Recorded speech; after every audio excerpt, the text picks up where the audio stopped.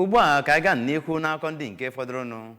Ndị obodo Oko n'okpuru ọchịchị ime obodo Orumba North bụ ndị nke gara n'ihu wee kwuo na onweghị nnọọ ike buru nnukwute ibu ma n'ime ka onye nke jikwara ọnọdụ ọkwa vice president nke obodo anyị bụ Naijiria nwụgoro anwụ bụ Dr. Alex Ekwueme bụrụ onye nke echefughị echefu n'inelu anya n'ọtụtụ ịdị mbụ nke o mere maka obodo ya. Nke a bụ nnukwute ihe ọkpụrụkpụ ike bụ nke tinyere ọnụ n'ime ya n'oge emeghepụrụ ya bụ amụmọlụ Oko Civic Center bụ nke abụrụ Dr. Alex Ekwueme aha ya. Onye nta aka anyị bụ Ngozi Obileri ga-ewetara gị akụkọ.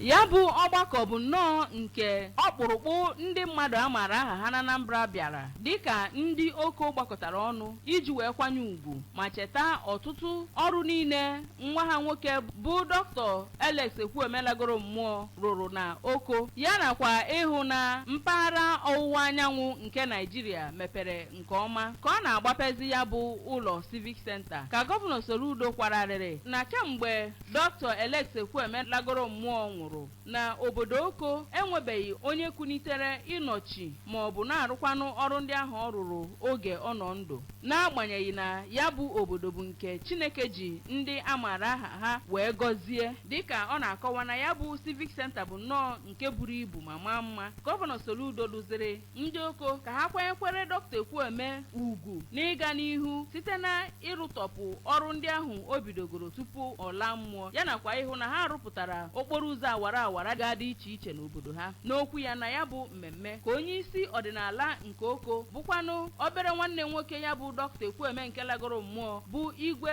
Laz Ekwueme kọwara na ya bụ nzọpụ ụkwụ ndị Oko zọpụrụ iji wee kwanyere osote aka chịburu Naijiria n'oge gara aga bụ ya bụ Dr. Ekwueme lagoro mmụọ bụ nnọọ nke kwesịrị ekwesị ma kọwakwa onweghị ihe ọbụla emere iji wee kwanyere ya ugwu buru oke ibu wee tụlee ihe ndị o megara n'ihu na obodo ha gara n'iru. Oriakụ ya bụ Dr. Ekwueme lagoro mmụọ bụ Dr. Beatrice kọwara na ịkwanyere di ya ugwu bụ nnọọ ihe kwesịrị ekwesị n'ihi na ọ bụ mmadụ nwere aṅụrị oge ọ dị ndụ site n'ihu na obodo na-aga n'ihu n'okwu nke ha dịgasị iche iche ka onye ji ọkwa President General nke Oko Progressive Union na-apụzi apụ bụ Maazị Luke Nweke na onye isi ndị kọmiti nhazi ya bụ mmemme bụ Maazị Handle Okoli bụkwazi onye nchịkọta Ide Memorial Group kọwara na ịkpọ ya bụ Civic Center afa Dr. Ekwueme lagoro mmụọ bụ nnọọ otu na ọtụtụ ihe ndị ọzọ ha kwadoro iji wee kwanyere ya ugwu. Kọwakwa na ebe ọbụla akpọrọ Oko na ihe na-agbata onye ọbụla n'obi